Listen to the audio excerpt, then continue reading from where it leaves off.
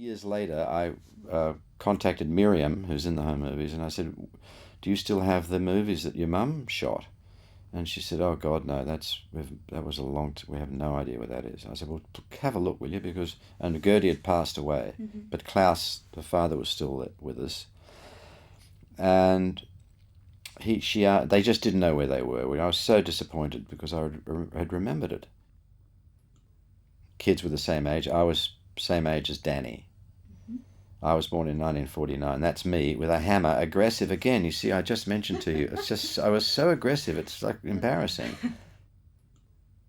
And then sometime later, I don't know, 6 months later or something, she called from London. They lived in London. She said, "Look, I've found a box of Mum's films. Looks like Mum's films in the garage here in London.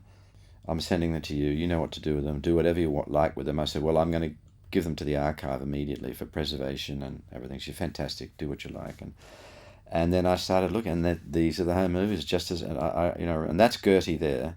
She was a really attractive woman. They were Viennese Jewish immigrants, and there was a kind of and my parents were Jewish immigrants from Paris, and there was a circle. Look, Melbourne was small then, so anyone new in town from Europe, in that community, they instantly met each other. Now, when this tram passes, there's a fruit shop there.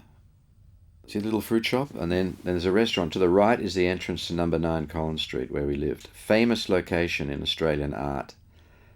Not because we were there, because there are other... This is the Mirka Café in Elizabeth Street. And across the street is the theatre that Melvyn Douglas was in. And now this is a very young John Perceval in the window, handsome devil. And he was there hanging out all the time. They were all crazy about my mum, these guys. And it was just so unusual. And Melbourne was just a backwater at that time. This is Gone Hunting from the Mirka Café. And there's the documentarian filming herself. I think that's a very cool shot. That's Gerty filming herself. Now, this is Mirka, and I think Joy Hester's coming down now. Mirka's always showing a bum. Always thinks it's funny to show a bum, which embarrassed us no end as kids. Yes, she's showing a bum again. It was just horrible having your mum to show bottom all the time. That's Joy Hester. You need to slow that up when you have a chance and have a look at Joy. So this is where Joy, as I recall, where Joy and Gray Smith lived. After Joy left Tucker, she married Gray Smith, who's a painter. He's the guy in the middle there with the bald head. He was a powerful personality. And she had 2 kids with him, Peregrine, and I've forgotten the name of the daughter. That's Willie.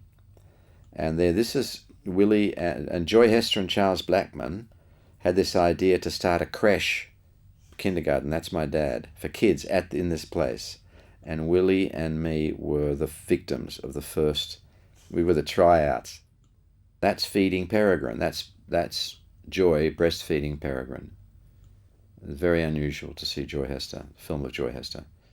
And that's Charles Blackman, because he lived next door with Barbara. I think it's profound, the effect of home movies. Look, we are the first generation of human beings who can look back 100 years and see what we look like.